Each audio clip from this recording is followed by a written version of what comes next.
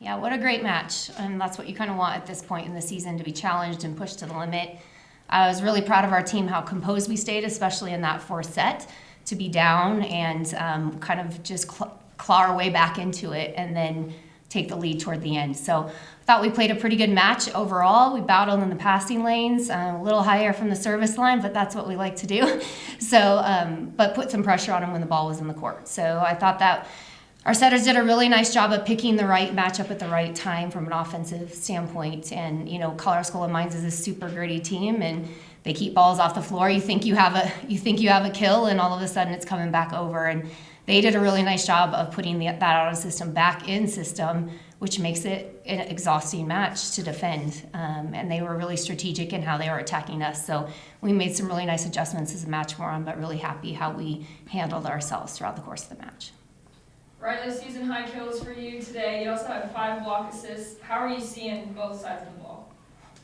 From a blocking perspective, that's kind of, it's been a work in progress. I get caught inside. I have an issue with tracking, but I think from tonight it was, I don't even know. I couldn't tell you.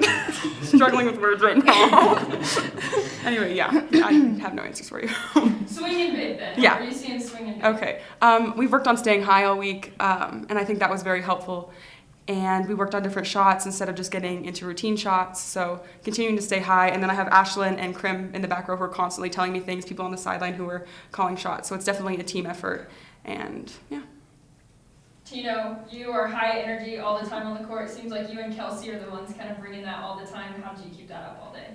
I think we came into it was a really exciting match, so it kind of comes naturally, but this is really fun volleyball, so, you know, having these aggressive plays, like, it gets us all pumped up naturally. So that's how we were all going into the match. We were going to go attack it, and that's what we did, so that helps keep that high energy. Looking at some of those little rallies, a lot of jousts at the net today, some tips, balls back and forth. How are you competing with that? Is that to me? Not to me. You know, we work on those like every day in practice. Like, it's a series we have, and I think it's been paying off. Absolutely. Working over for you. You mentioned the service errors a little bit. You like to kind of draw that line. First set struggled a little bit. Do you think that was kind of part of that loss? Absolutely. I think we had 5 or 6 service errors in the first set alone. You know, we come out aggressive. We try to stay with that. Eventually, those serves fall into place. So we tend to be an aggressive serving team. We're okay with a few errors. When they go back to back, that's not the greatest situation for us, as we're kind of letting the opposing team off the hook. But, you know, we're typically a really aggressive serving team. So if we're not getting aces, we're hopefully getting it out of system. We feel like that risk is worth it. It seems like you guys were able to hit cross court and down the line today, just kind of keeping minds on their toes a little bit. How important it was to kind of throw them that as well? Like Jenny said earlier, mine's a super scrappy, but we have like legitimate line of threats. Like, we have threats coming from all middle, right side, and our outside hitters, and we were in the box a lot, so passing was really good. So you couldn't really commit to one of us because you had threats either way, so that created a lot of space, and therefore you had more shots, whether that was down the line or cross court. The rematch of the championship game from last year, was there anything kind of thinking about that headed into today? I mean, I think that history is its thing, you know, and I think that we really try to, it's a new season, a new team. Don't let history hurt us, but let it propel us forward. And I thought we did a good job with that tonight. You know, the match against Mines is always it's always a battle. You never count them out, never count us out. So even if it turns lopsided, it's never over. And so it's just a battle that tests you mentally every time you step on the court against that team. They're really good at what they do. And so they really make you step up your game to win the match. So, yeah. You guys got Regis tomorrow in the championship. Had the chance to watch them multiple times this weekend. You just played them recently. What are kind of the scouting things you've got headed into tomorrow?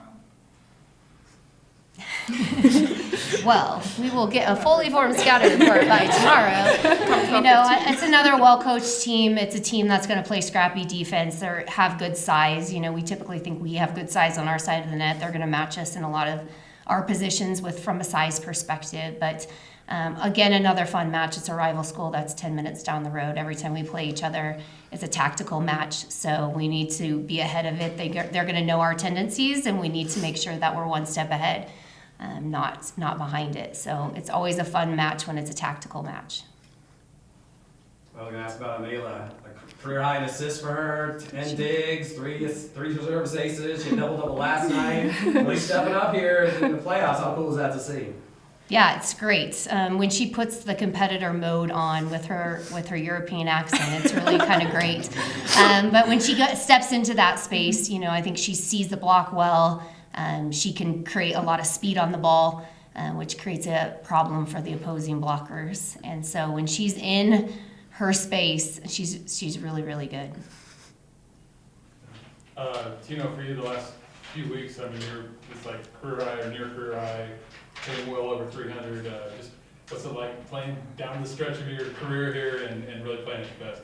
It's really exciting. Like, we have the goal, we want to win a natty. So I think, you know, approaching this postseason, it's just gotten us like all really pumped up. So that's kind of what my thought process is like, you never know, we're in postseason, you never know when your last time stepping on that court is. So like attacking each game and just like taking risks. So yeah.